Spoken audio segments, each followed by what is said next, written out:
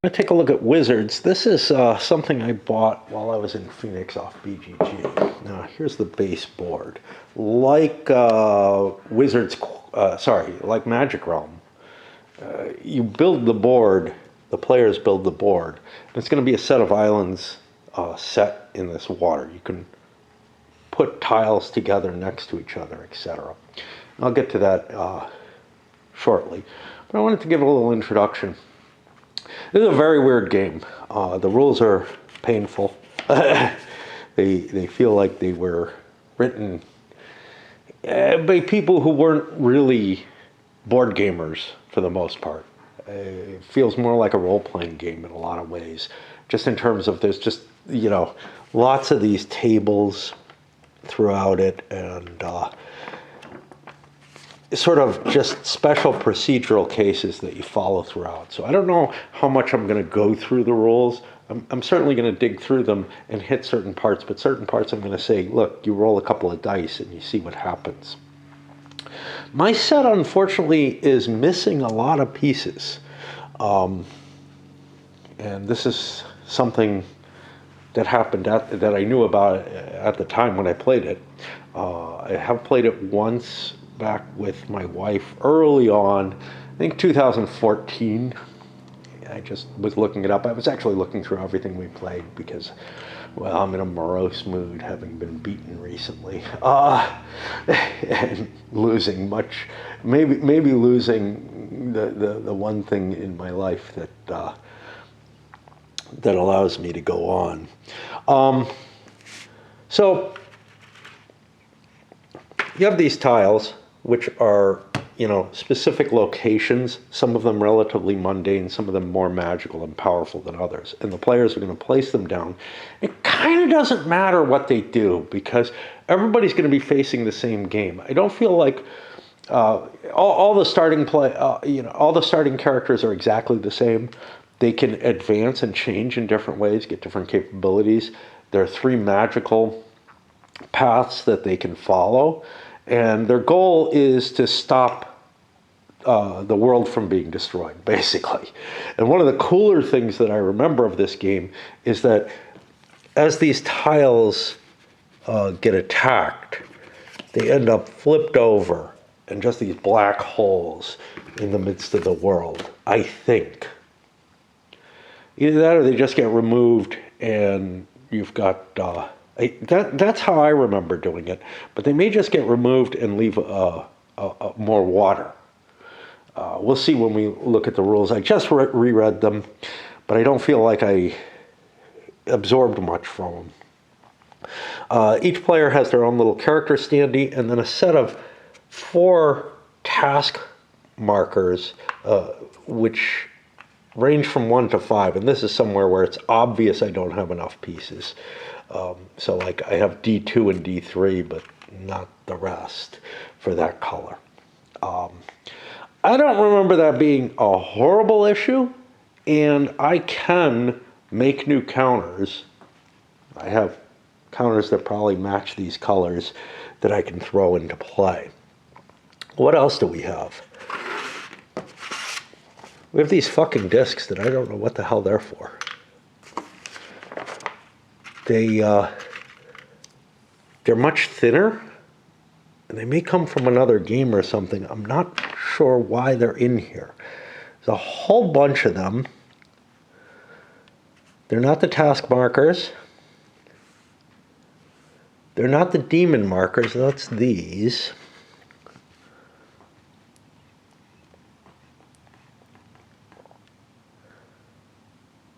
There's supposed to be a lair time marker for everyone. They're not colored, unfortunately, and they probably should be because they should be assigned to a given player. So I, again, don't know, what's going on. That is something in the components itself that's problematic. We have these secret wizard counters. These are actually more problematic.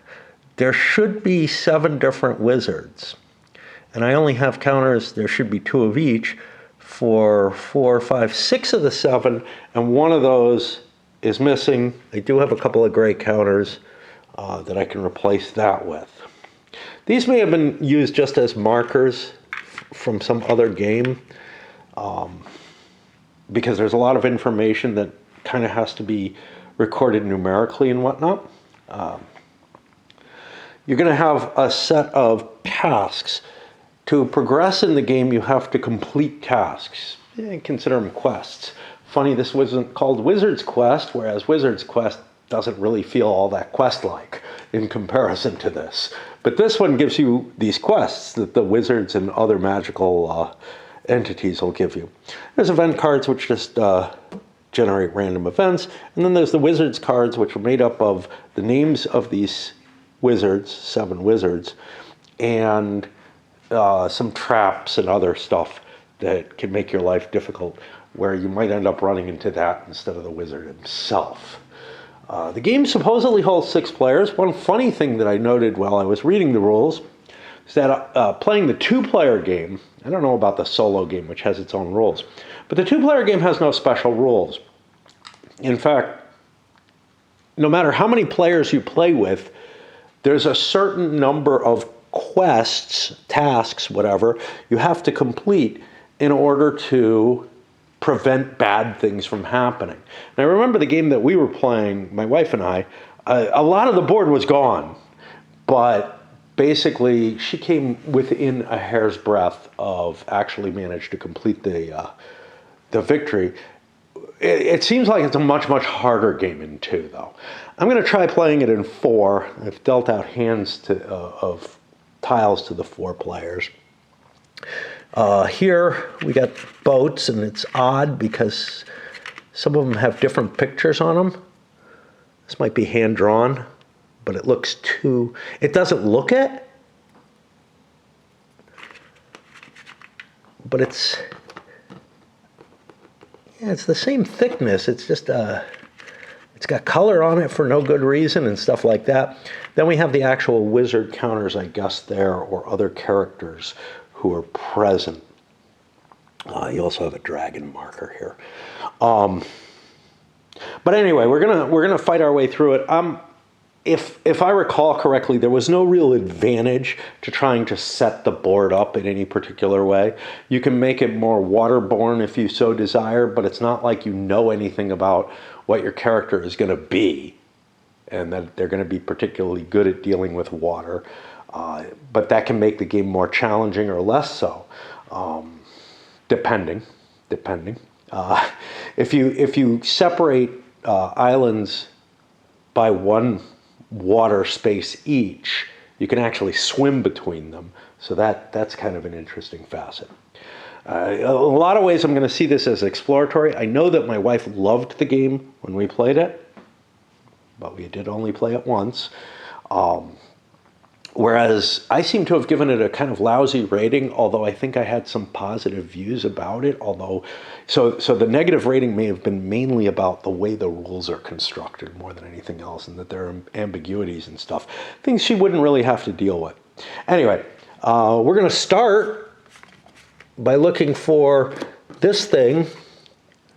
The first player has the sacred circle. He thinks that's a good thing to put kind of in the center where anybody can kind of reach it. And, you know, I'll build off of that, maybe come up with, you know, personalities for the players in terms of how they decide to place things. I'll probably roll some dice for that. All right.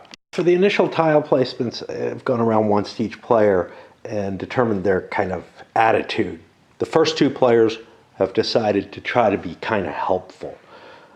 The next 2 have decided not to be very helpful. Actually, I haven't rolled for the first player. Let's roll for him. Yeah, he's going to be helpful, which means they'll probably try to keep things close together by land. But there are advantages to things being at sea. It's quicker to move by sea. So it's not necessarily one or the other, you know, in terms of that. But this was a pretty dicky move. This one is the Dragon's Lair. That's a nasty place. I figured I'd put that near this and cut off some capability of that to be accessible. I'm going to swap batteries, it seems. Here's our final setup. We'll locate interesting places as we go through the rules or whatever, but there are a lot of locations that are on the board, buildings and whatnot. I did look up the rules and about the destruction of territory, and indeed they do get flipped over and turned into, I guess, black holes where no one can go, destruction of the world, whatever, which is a reason you might not want one big land mass or something, because those become impassable terrain. There's things that aren't explained like this. I don't recall seeing anything about it. I think that is impassable. That's how I'm going to play it. Like I said, the rules are not terribly good. Anyway, I'll switch pipes and we'll get to looking at what we got here. Sale of this, whatever, you know, when I bought this, I may well have, I think I bought it through an auction or something. It was relatively cheap. It was like $10. So it may well have been, this is a player's copy, missing pieces, but you should be able to play with everything that's there. And I found that to be the case, although, yeah, it was kind of a, you know, if I'm paying $10 more for shipping or whatever, it's kind of stupid to do that, but I had not yet, you know, become as willing to just, you know, spend whatever a reasonable price was for a game if I could get one cheaper and if it had what I need. So, yeah, definite mistake there. Although, again, if it's just a few counters that are missing, I can create counters for those. The next thing that happens is people place boats. Pull out the boats. I've got 6. I've got 10 different boats here, one of which has water. All they seem to be different sketches. I'm supposed to have 10 boats. So don't have to try to draw a boat, at least. Boats are actually placed programmatically. I ended up having to place all 10. I guess that means that I had all 10 little villages against the water. And yeah, so we end up with some places where if you end up in these places, you will be trapped.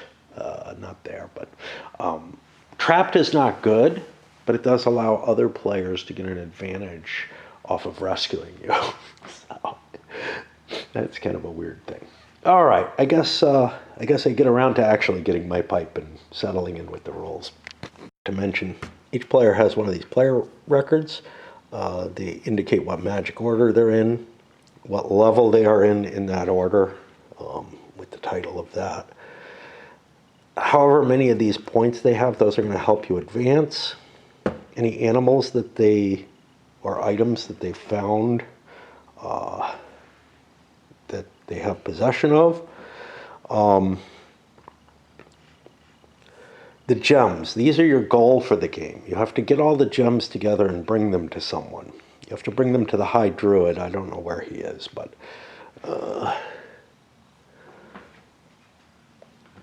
he's not, he may be, yeah, he's in the Sacred Circle. Yeah. The wizards, as they're revealed, you get information about where they might be. And then here's something where you can keep track of which tasks you have. And tasks can either be mandatory if they're given by your particular mentor, or optional, in which case you're just, you can collect them to gain advantages there. Right then. Game does hold 6. I felt like since 2 came close to winning, 4 was not a bad number to do it in. It just feels like there should be some kind of, for this thing, if we get to it, this completion track, there should be some kind of thing that that makes it easier. Like you need less requirements because you have less players trying to save the world, and they have the same amount of turns and the same amount of tasks and everything, as far as I can tell. And the world was getting eaten up at a horrible rate. I mean, we came down to, it was one good die roll would have won her the game, but but it was on the last turn that, you know, the world still existed.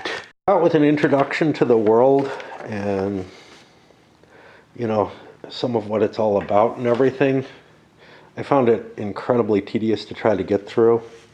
It just did not excite me terribly. All right. Like I said, the object of the game is to collect 6 sacred gems. Now, there are 7 wizards. One of the wizards is evil and will bone you. Get through the setup stuff.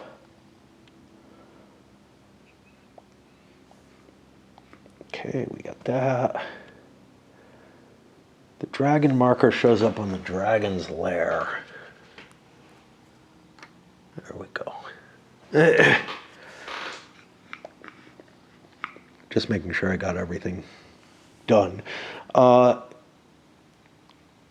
Each player now picks their color, and unfortunately the lair time markers are not colored, and they're missing for a couple of players, for whatever that all means. And then you randomly roll to determine what common space they sit on. Now, there's going to be a procedure for random rolls, and it gets to where you are. Why don't we do that? Common spaces. For a random common space, roll only the red die. Place the marker in the common territory whose number matches the roll. The common territories are the gold-colored stuff. Like I said, this is all very procedural, so, you know, there's only so much we can do. Now, what does it say here? It's a random common space. So the first player, that pink, purple, whatever, I'll roll a die for a common territory. Now, do we have numbers on these? We have like V1.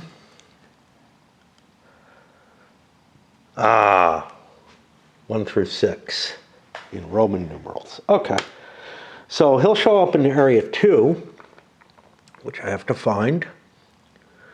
That's here. There's nothing going to be too special there. And then the exact space, we roll 2 dice. The white die will be the letter, and the red die will be the number. Okay, so a 2 is A3. So he'll show up here to begin with. And I'll do that for everyone. Karma, the 2 people who were the Dickies are both on the same place with 1 vote present. This is going to be very problematic. Way away from everything. Boy, are they not happy about their choices at this point. Oh, well. All right, let's go back to, you're not a member of a magical order. First player is going to go first. Each person gets 1 turn, and then the day moves forward. We have procedural tools for determining what a location is. I'm not going to worry about that too much. For movement, you roll 2 dice. The white die will be how many movement points you get. The red die tells you on a 1 through 3 that you have a possible random encounter if you end up in a place that can create a random encounter. There are 2 types of, oh, by the way, on the back of these is a lot of the charts so that you don't have to page through the rules as much. I'm going to probably have to page through the rules just because there's more information in there until I get more used to it. Okay.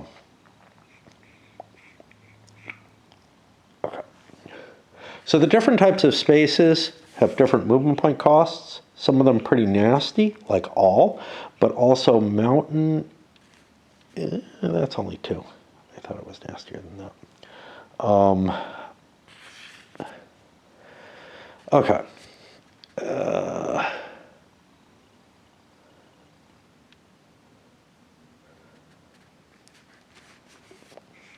The different structures. Count 1, they might have special encounters.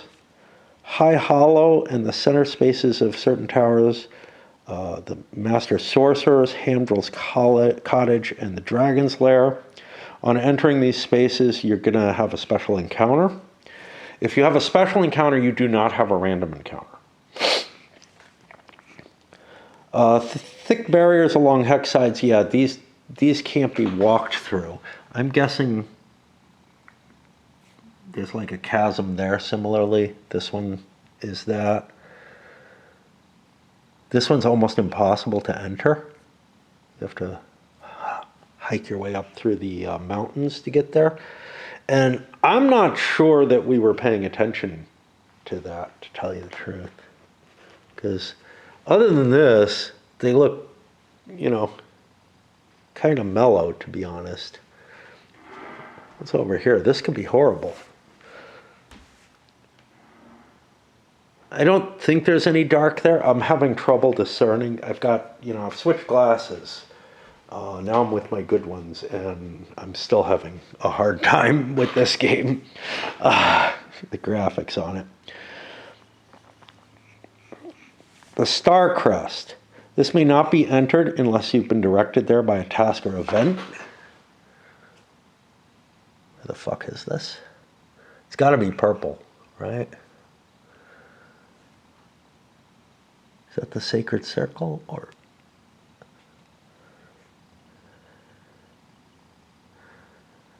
I'm guessing it's this, but I'm not sure. I don't see anything that's labeled that way. It would kind of have to be purple. And now we have different types here. Elven spaces are green, common are gold, and magic are purple.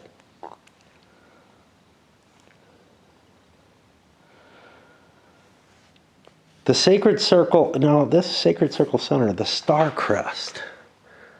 Where the fuck is this thing?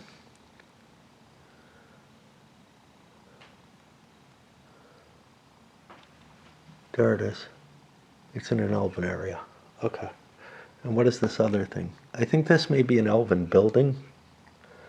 They have teepees, yeah. No, not so much. Okay. So that's the Star Crest. The Sacred Circle. Your number of your movement roll must equal the dots on the stone that you're attempting to enter. You may check this roll against any stones which are adjacent to your space. If the attempt is not successful, you may still use the roll for normal movement. And it doesn't have a movement point cost, so I think you have to put yourself adjacent to the stones to move into them at all. The Sacred Circle Center. You have to be on a stone, and Ruktal, the druid, has to be present. If your movement roll is 1 to 3, Ruktal is present, and you may enter. Otherwise, you may not enter.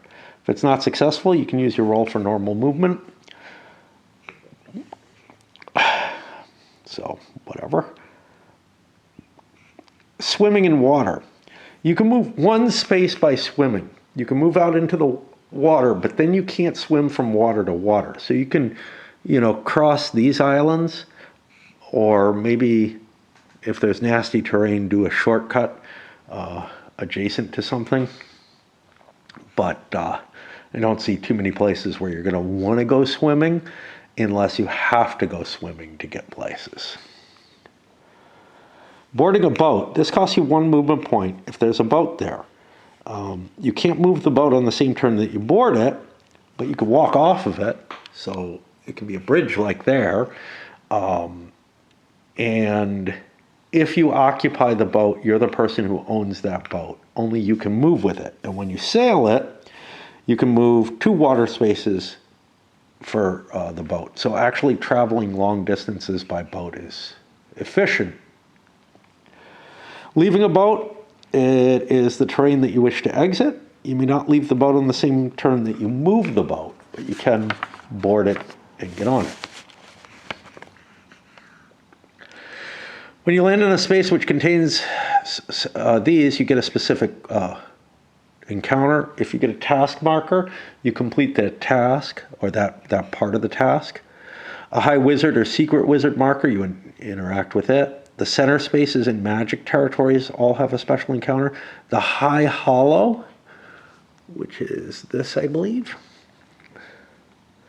The star crest, we already hunted that down. Shrineheart Abbey.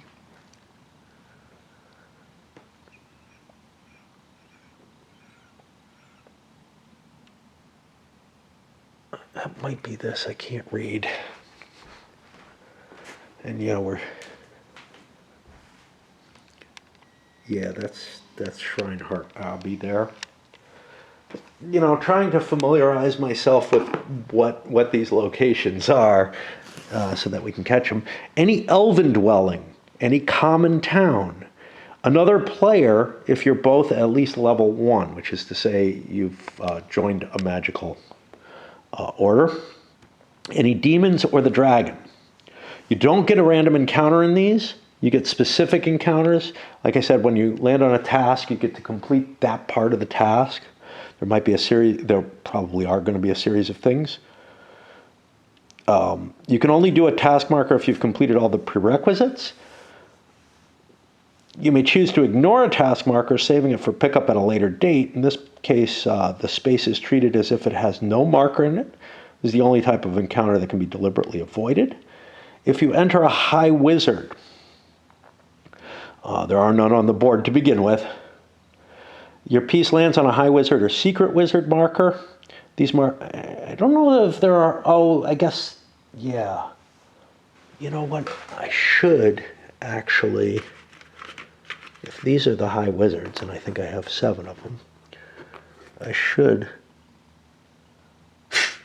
assuming I can fucking read them,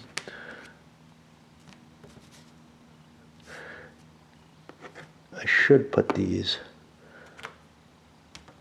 here.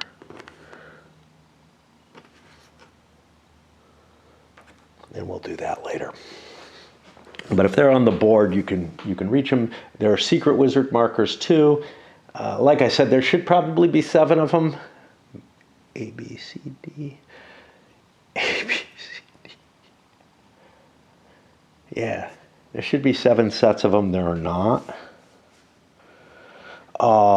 Okay. If you land on a high wizard or secret wizard, they're put into play when the location is revealed somehow.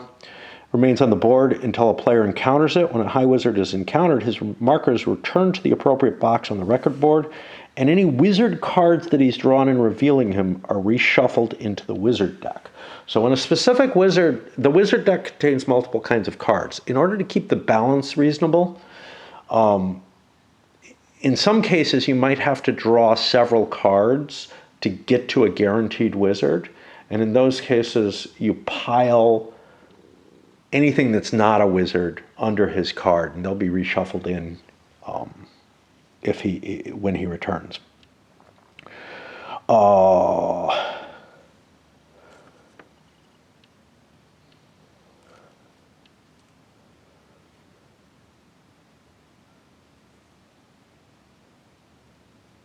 Encounters with high wizards are forbidden in the center of the sacred circle. Okay, fair enough.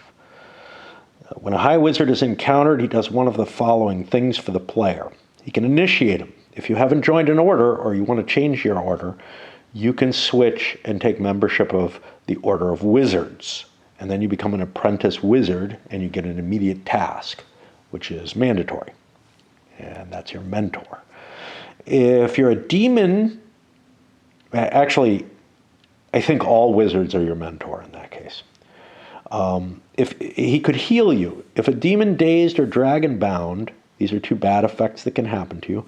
A high wizard will cure you of all of these, but you can't do anything else that turn. All of the special characters can do this. Fulfill a task. If you have a task that instructs you to meet a high wizard,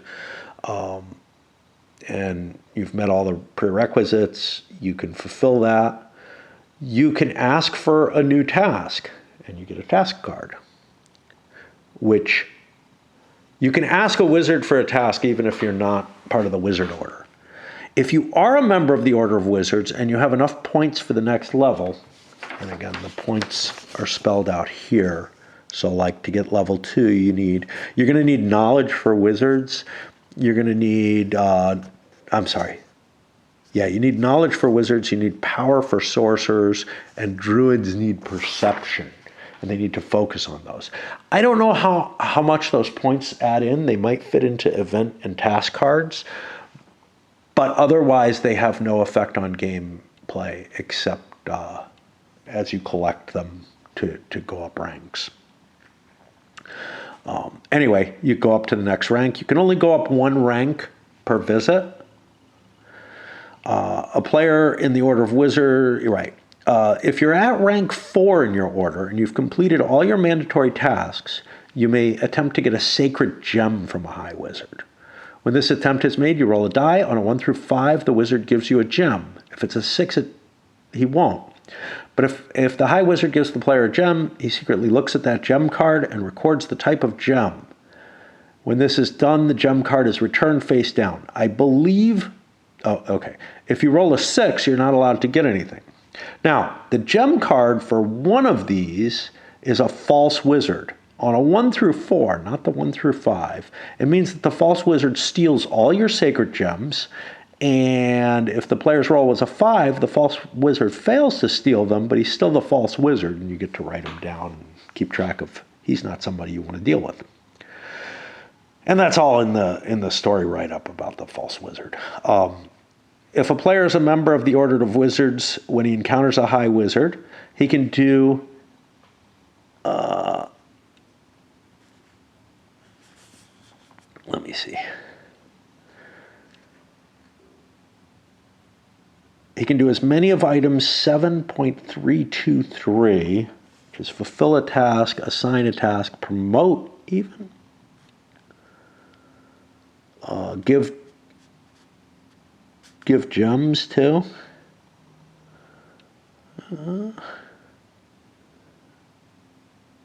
Yeah, okay.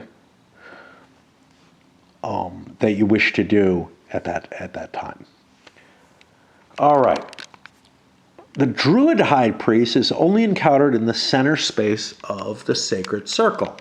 So there is a place there that anybody who's in that center area can just go and become a druid. Because you get to choose one of the following. If you don't have a magical order or wish to change orders, you can become a druid. No matter what level you were in another order, you start back at level 0, I guess. Level 1. Now, things change when you become level 1. You can interact with the other players at that point.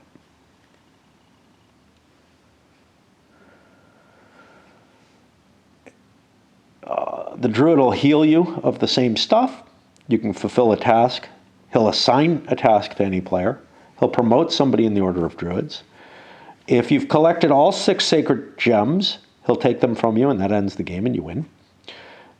If you're a member of the Order of the Druids, you're able to do, again, fulfill task, assign, promote, every time you encounter them. The sorcerers. There are 3 master sorcerers on the board, and they are in the tower spaces. These are also people you can just go see.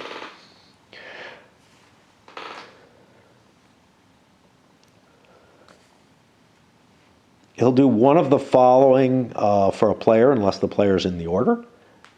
He'll initiate you, he'll heal you, fulfill a task, assign a task, promote you.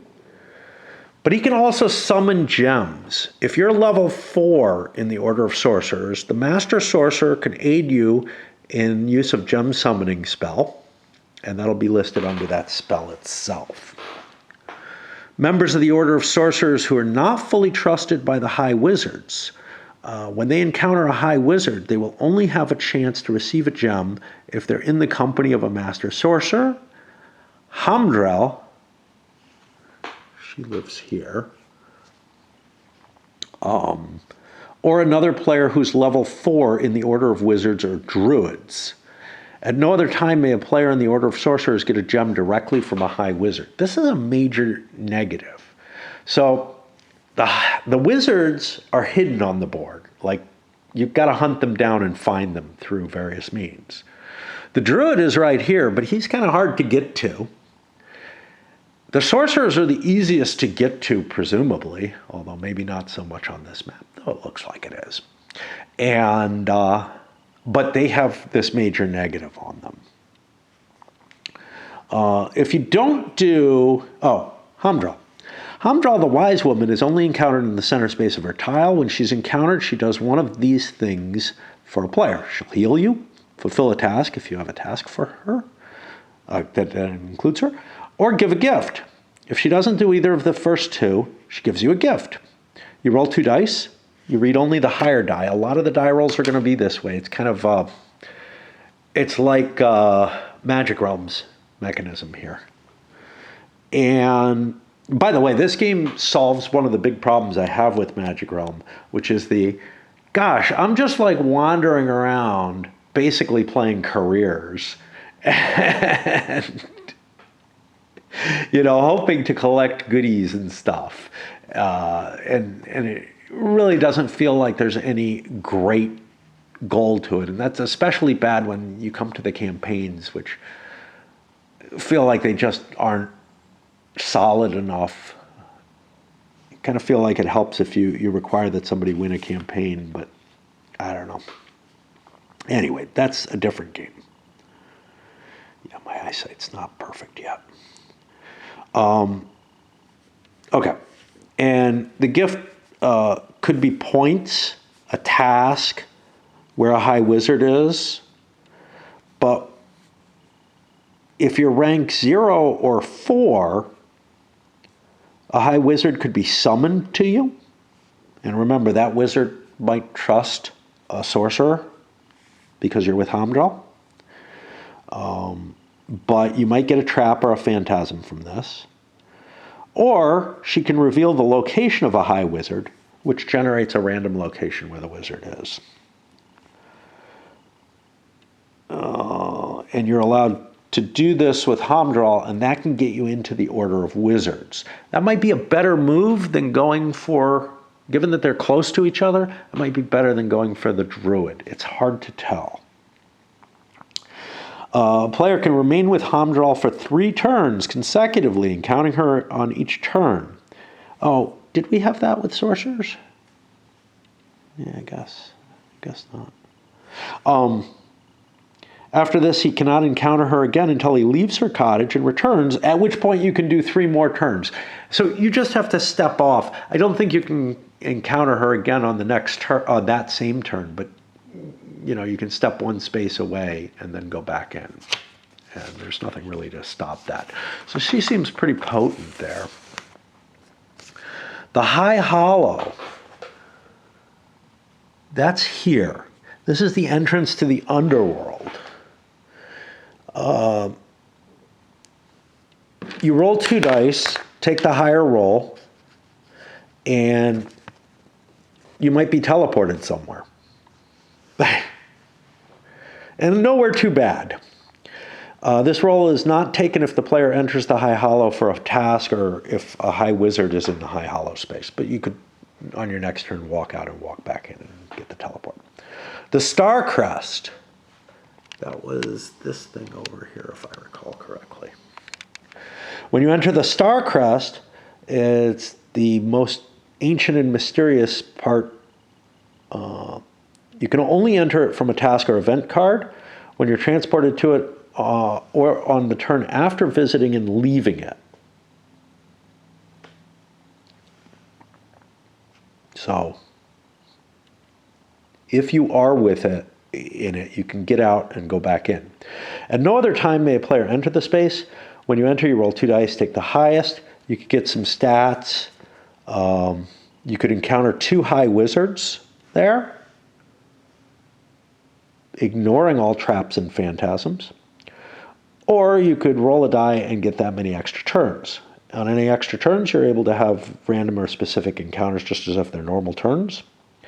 You just speed up. This roll is not made if you enter the Star Crest to fulfill a task or if there's a High Wizard present. You can re-enter the Star Crest on the very next turn after you leave it, but you're only allowed to do this once, and then you have to find your way somewhere else. Shrineheart Abbey. We found that before. That's this thing over here.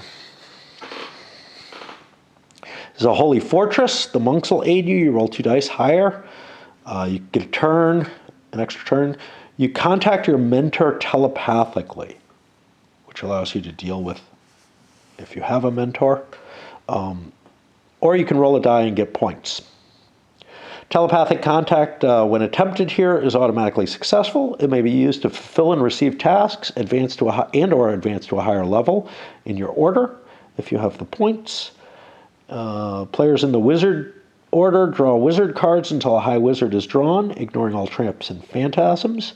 Members of the order of sorcerers roll 1 die. On a 1 or 2, Megmoron is... it'll be one of the 3 random sorcerers. Order of Druids automatically contact Ruktal. If this roll is not taken if the player enters the Abbey to be healed, to fulfill a task, or if a High Wizard is present. It doesn't say you can be healed in that list, but I assume that they will heal you given that it says that. Elven Dwellings. When you enter a structure in an Elven territory, again, you roll, taking the higher. You get points, or the elves ignore you. This roll can't be taken if you enter a dwelling to fulfill a task, if a High Wizard, or if a player in the Order of Wizards wishes to attempt a telepathy spell. Yes, there are spells for the characters. They are wizards, after all. Common towns. When you enter a common town, these are not pleasant. Except for the Abbey, you encounter common folk. You roll 2 dice and take the higher. Well, on Snake Eyes, all your magic items or sacred gems are taken from you. That's pretty bad. You lose points rolled. You're detained and remain in the space for the next turn and encounter the fucking common folk again. You're informed of a task that you can carry out. Okay, that's not so bad. They give you an extra turn immediately, or they give you lodging, and that means nothing. Okay. This roll is not taken if you enter a town to fulfill a task or if a High Wizard is present. Whew. Let's hold off. I'm going to see if I can charge this battery up a little bit, and I'll be back. The whole rule set is kind of like this, just to be warned. I was reading some of the reviews of this game. Some people think it's absolutely fantastic. Some think it's shit. But again and again, I came across trippy rules being mentioned. You know, I don't find them trippy, to tell you the truth. I find them a little lousy, except for the introduction, which, again, was painful enough. Like, I couldn't even read through it. But, I mean, compare this, I haven't gotten to it yet, but like this Xenor here, which truly is trippy. But anyway, we'll get to that someday. For whatever reason this was on my mind, I thought I liked it better. I thought I had rated it higher. I guess I was just remembering how much my wife liked it. All right. So another thing that you could do is encounter a space with another player in it. Now, some of these might be rescue situations, but otherwise, both players have to have rank 1 or higher. And if somebody's dragon bound, they act like a demon instead. But if those special cases don't apply, it's based on the ranks of the players. If they're rank 1 through 3, they roll on one table, rank 1 through rank 4 on a different. And This is really kind of a random pile of stuff. You know what I'm not seeing is any events. I don't know how those fucking happen. I know there's an event deck, but so demons attack. Okay, but again, you're rolling 2 dice. Each, I'm sorry. You roll once for the encounter, and so you need snake eyes for that. Otherwise, random encounter or random teleportation. Players get a winged horse, which is a good thing. A high wizard is summoned, and both players get to encounter him. Or the trap or phantasm. Whoever has the highest level, who has the most task cards, must give 2 of his optional tasks to every player in the encounter who's on a lower level than himself. I don't think it's very likely he'll have 2 tasks, but whatever. And 1 of his optional tasks to every player in the encounter who is on the same level of himself. Okay? What this means is if you're early on, you'll just exchange optional tasks, essentially. Each player in the encounter can get some points. On the other side, it's again demons, transport to the Star Crest, a unicorn, again a buddy, a high wizard. The player entering the space gets the identity of 1 secret wizard known to each of the other players in the encounter. So I'm guessing it's one that they don't know already, you know, if there is such. And finally, a secret wizard location is revealed and to all players in the encounter. Determine which high wizard by drawing the wizard cards until a high wizard is drawn, ignoring traps and phantasms. This card's shown to all the players in the encounter, but kept hidden from all other players. The cards drawn are, I don't know how much knowing the name means unless, you know, you already know what that wizard has.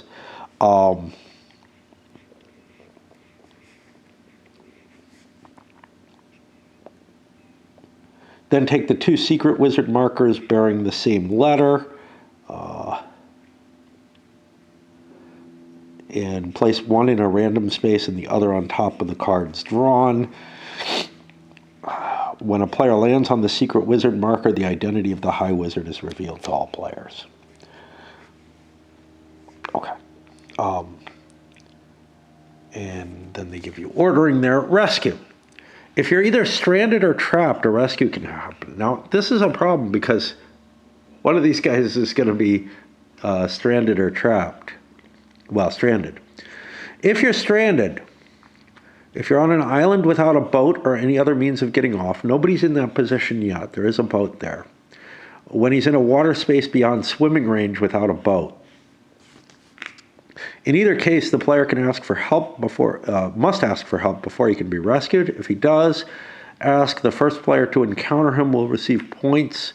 And those are just points they can allocate. That's a lot of bonus, but whatever. I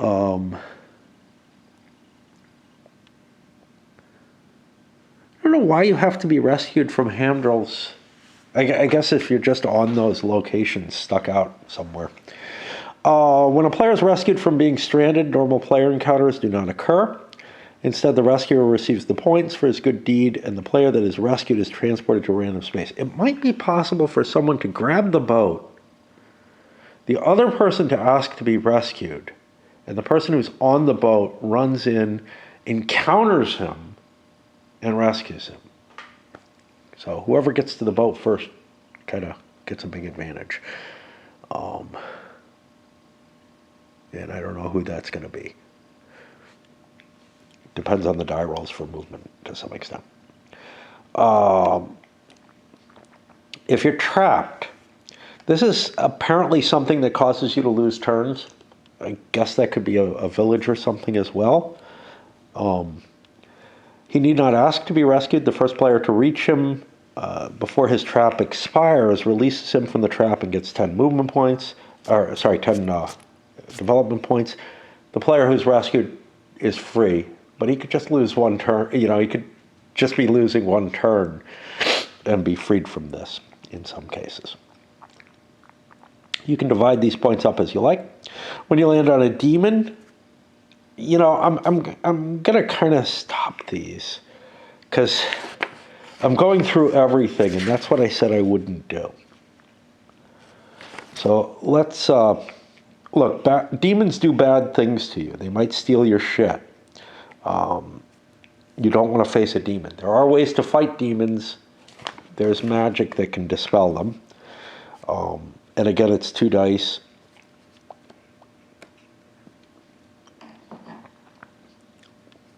They generate additional demons if they're not driven away.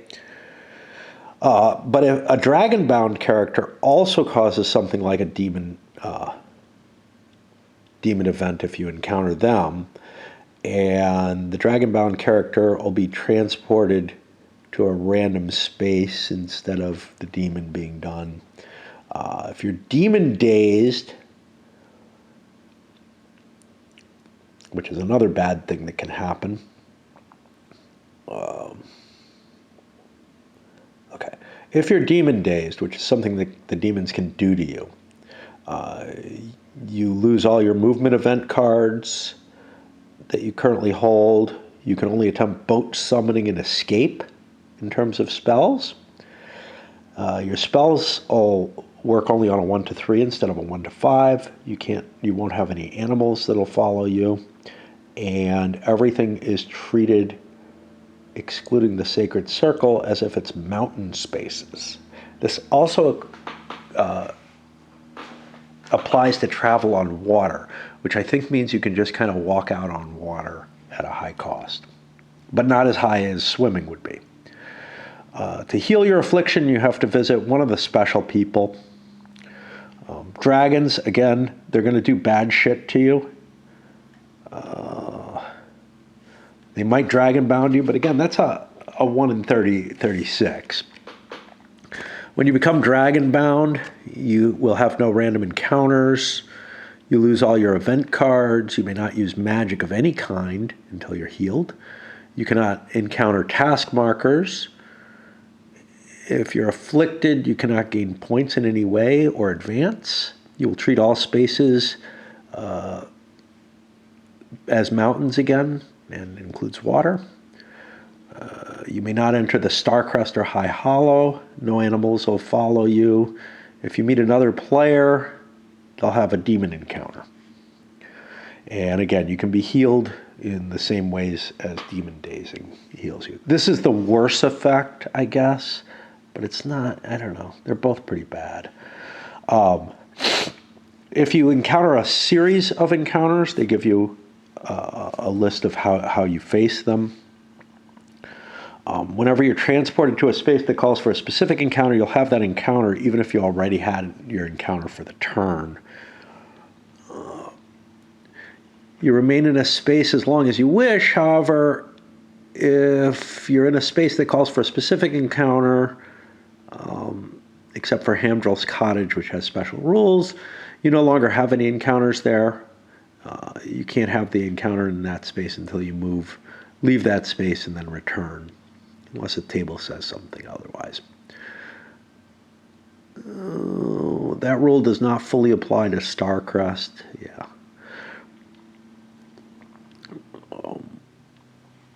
Random encounters, when you end your movement in a space in which a random encounter is possible and you get the die roll 1 through 3, you re-roll and you might face one of these things. This is how you get events.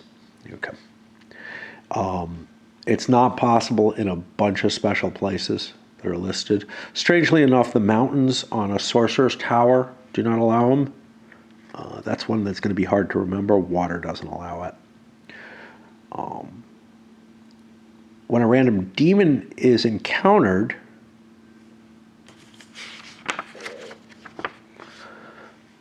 you put the demon in the player's space, and then you handle the normal encounter thing. Traps, again, generally has a chance of losing your turns, but now, I know somebody complained about this, that you could lose like 14 or 12 turns or something, in a row easily.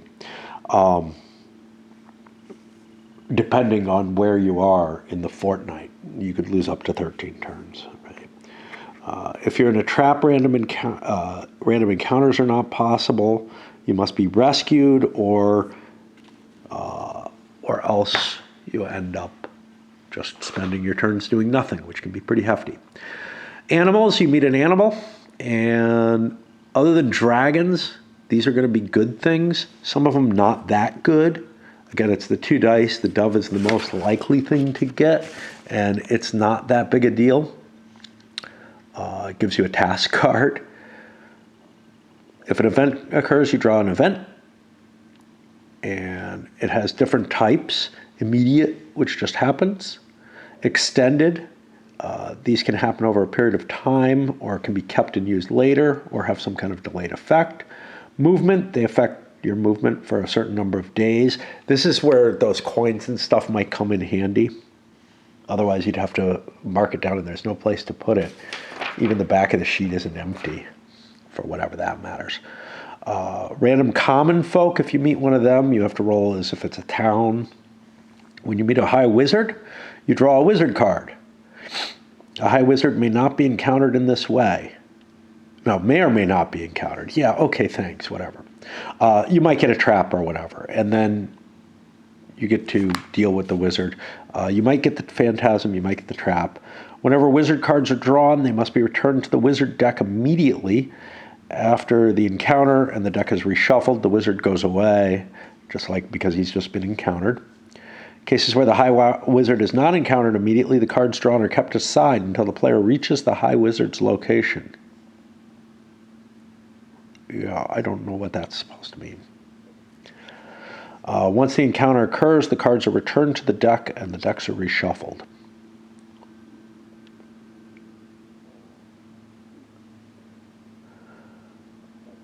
So you either encounter the high wizard in the space that you're in. If you draw a phantasm, you see an image which evaporates but has no encounter. I feel like that should actually generate where the high wizard is, but no, it doesn't seem to. And the trap transports you to the indicated location, and you can use a spell to avoid that. Tasks. When you're assigned a task, you draw a card. Any spaces are determined according to the card. It's drawn for each portion, is marked with a task marker sequentially, whatever. You might give them to other players, in which case you replace your counters with theirs. There are 2 types of tasks that you can have. Every task given by your mentor is mandatory. Now, it's weird. I think all the wizards are mentors to the wizard. All the sorcerers are mentors to the sorcerer. But it makes it sound like it's a singular type of thing. Any task that a player receives from someone other than his mentor is optional. You don't have to complete it, but you mark it down and you can ignore it if you wish. You can work on as many tasks as you like at one time. If you have more than one task marker in the same space, you can only encounter. It only takes one encounter to pick them all up, provided the player has the prerequisites. If the first requirement of a task may be fulfilled in the space where the task is received, then it's fulfilled. An asterisk on a task card indicates a magical object which may be stolen from the player. If an encounter occurs in which your magic objects are stolen, that task becomes impossible and then gets discarded.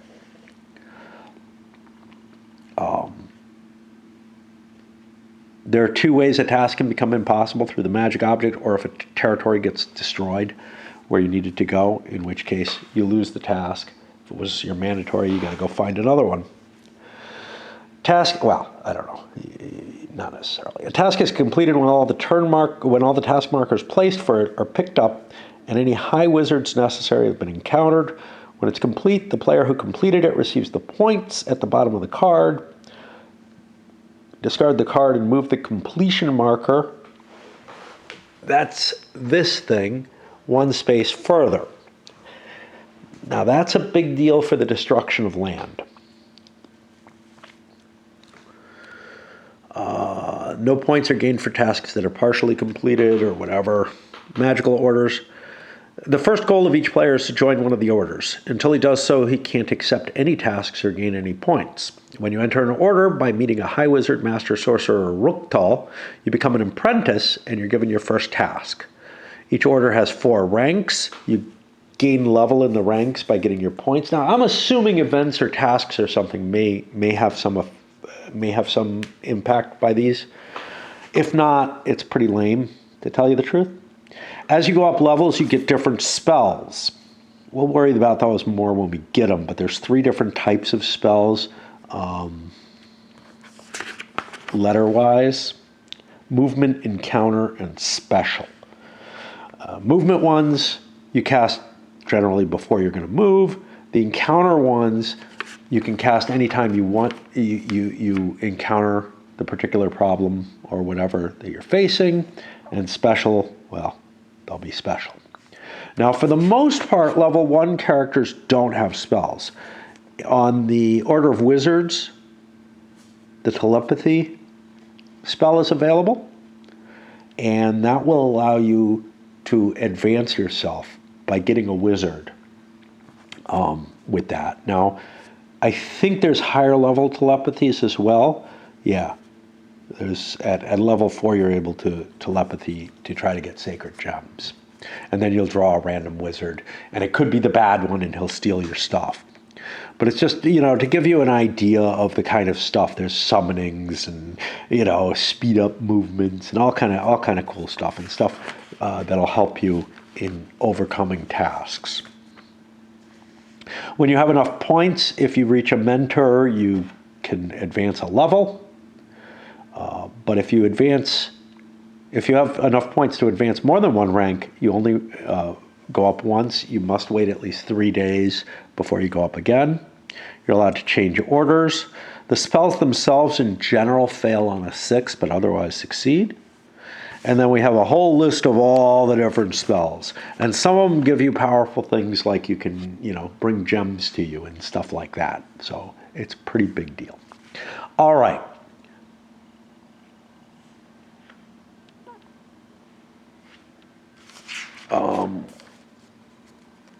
This perception. When a member of the Order of Druids advances to rank 4, Ruktal immediately reveals the identity of the false wizard. He secretly looks at each gem card and knows which of the high wizards is false. I don't know. I was going to say you could write down what those gems are, but you know the ones that you got and you know the ones you didn't get. So. When a druid of this rank meets the false wizard, his gems will not be stolen if he rolls a 4 or 5. If he rolls a 1 through 3, though, they will be stolen. This is on the roll to see if a gem is given. You can only try movement or special spells once per turn. Perception's a spell, so I think you roll for it. I don't know. But you'll learn quick enough. All right. The growth of evil. While the players are traveling around doing good deeds, the evil spirit is mounting its attack. Every time the day marker reaches day 14, evil does something bad. The first 2 fortnights of the game, the evil spirit's attack is still building up momentum. No territory tiles will be taken over during these fortnights. Instead, on day 14, each player is transported to a random space. Whoops. After each player is transported, a demon is placed in a random space in the territory he was transported to. This could be in the same space, in which case it'll attack him. Okay, then on day 14 of later fortnights, an evil spirit takes over a territory tile. The territory tile taken over is the one most lacking in good magic. And there's a list of these. First, commons will be taken over before elven, then magic will be taken. The exact tile is done by adding the number of demon markers on it to the number of task markers. Whichever one has the highest total is taken over. So your tasks are at risk of being destroyed, and then you have to go find a new one. And yep. After a territory is taken over, one demon is placed by each player in turn in a random space on the territory containing that player. If it lands on a player, it attacks. If you're on a boat or swimming on day 14, the demon is placed directly on you. If the demon's not dispelled, it will remain in that boat, or if the player was swimming the water space until it is dispelled. The spread of darkness can be forestalled through the completion of tasks. The number of tasks that players together must perform is 10. For every 10 tasks completed in the game, the evil is thwarted once. And this is cumulative. If you complete 20 tasks in 1 week, so each set of 10 is cumulative. So if you complete 20 tasks, you get a buy for the next 2 weeks. And I guess it can kind of increase and whatever. This is very weird. You can already see I've got the same amount of players. Each player has the same, or if I have, so players have the same amount of turns no matter how many players there are. And so like a 2-player game of this, you have to accumulate 5 tasks each, essentially, right, in order to forestall the evil. And that's a really hard job. On the other hand, it might be a much easier job to complete, 2 or 3 tasks each, which is what we're looking at. So I'm expecting this to be less destructive. I would reduce the amount. In 2 players, I would reduce it and increase it too. I mean, or something. Like, there should be a balancing factor for the number of players. And of course, that can be a difficulty balance factor too.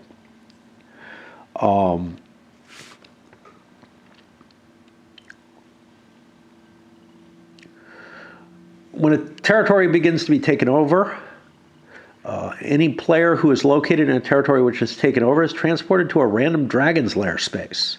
You can never enter a tile after it's been taken over. And if you are indicated to be transported to a territory, specifically like by a card trap, which has been taken over, you are sent to the Dragon's Lair. If a high wizard is on a tile when it's taken over, his marker is removed from the board and his cards get shuffled back in. Any task marker in the Lost Territories is removed. This will make a task impossible. Tasks which call for a player to visit every location of a certain type are still possible as long as there's at least one of that type available. And then you just have to go to that one or whatever. I gotta swap batteries. The Sacred Circle is destroyed. It's game over, man. Oh, you know what it doesn't tell you? Oh yeah, it's random. So yeah, if 2 territories are equal highest, they have a tie. They have a die roll off them. So it is possible the Sacred Circle could be destroyed as not the last thing in the game. Okay, Dragon's Lair. This territory is a stronghold of evil itself. It will never be taken over.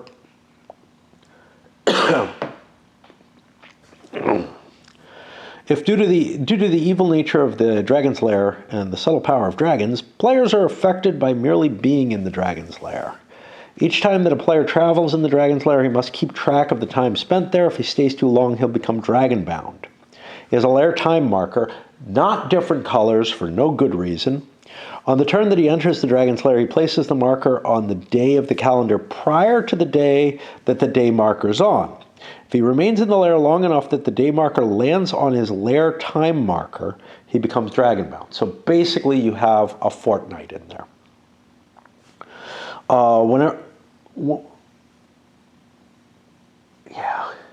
I probably will have to just use a task marker because it doesn't make sense that those are white. Whenever a player encounters a dragon on the tile, he will move the lair time marker back 1 day on the calendar. If he uses a dragon taming spell in the encounter, he moves it back 3 days instead of 1. This is bad. If a player leaves the lair before becoming dragon-bound, he removes the marker. If he becomes dragon-bound, he removes the marker and consults the effects of being dragon-bound. There's not really a good reason to get in there. There are good reasons not to go in there. And the real problem is that it's hard to get out of, but it at least has a lot of water. However, there are only certain exit hexes, like this one, maybe this one, hard to tell. That one up there,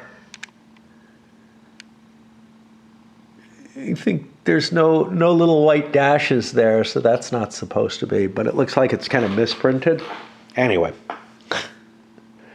remember those are like impassable if you can see them properly. Where are we? Dragon movement. Whenever a player ends his turn in Dragon's Lair, he must move the dragon marker to a random space. If it lands on a space containing the player, they encounter dragon.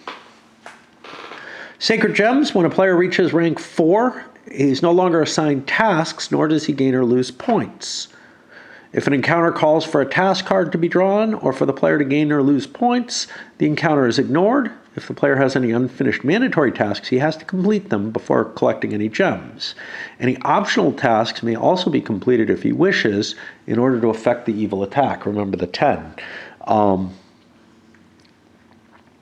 When a player has collected all 6 sacred gems, he must bring them to Ruktal in the center of the sacred circle. If he succeeds, the game ends and he wins. There's a bunch of room for record keeping on here. We talked about that already, pretty much. There's a set of solitaire rules, which plays with less tiles. If you end up stranded in the Dragon's Lair, there's no hope of being rescued. You're permanently dragon bound and lose the game.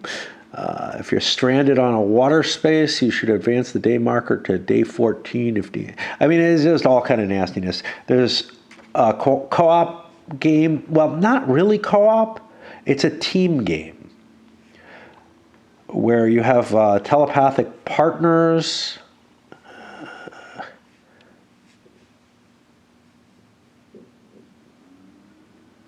And they can exchange optional tasks at their own will. They may exchange gems when they meet. But the evil spirit takes over 2 territories at a time instead of 1. Then they give a description of all the different territories. And then these designer notes. I'm going to read through these. I don't think I read them. I think I skipped the appendices, like I skipped over some of the appendices before. I want to see what they talk about here. Like the introductory world building text, this is also very trippy. But again, the rules themselves don't feel that way. They feel like, Down with the King or something along those lines. Just in terms of, oh look, lots of charts.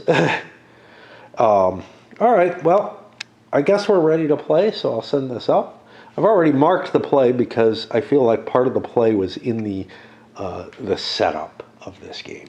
Little notes, I did look up the designers for Down with the King, and it's different people. I had kind of the feeling like maybe it's the same. But no developer listed here. And see, I don't know how much to trust Avalon Hill in terms of developers. First of all, sometimes they bought games that were published by other companies. Sometimes they contracted out, and didn't do much in-house with games. Like with Dune, they contracted out to the Eon guys to do that. And also, they didn't always mark developers down. Of course, everything gets marked, or almost every game gets marked with, I can't even remember his name now. My brain's too fried. But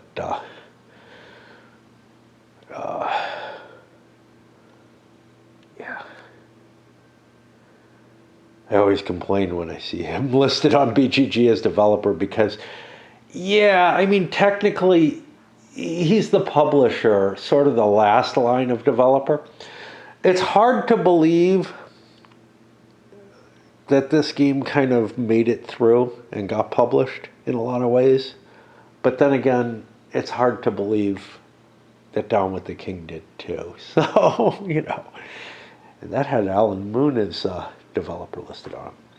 So yeah, I don't know the provenance of this game in terms of how it was done and contracted out or whatever. But yeah, one of those old people brain farts. Provenance.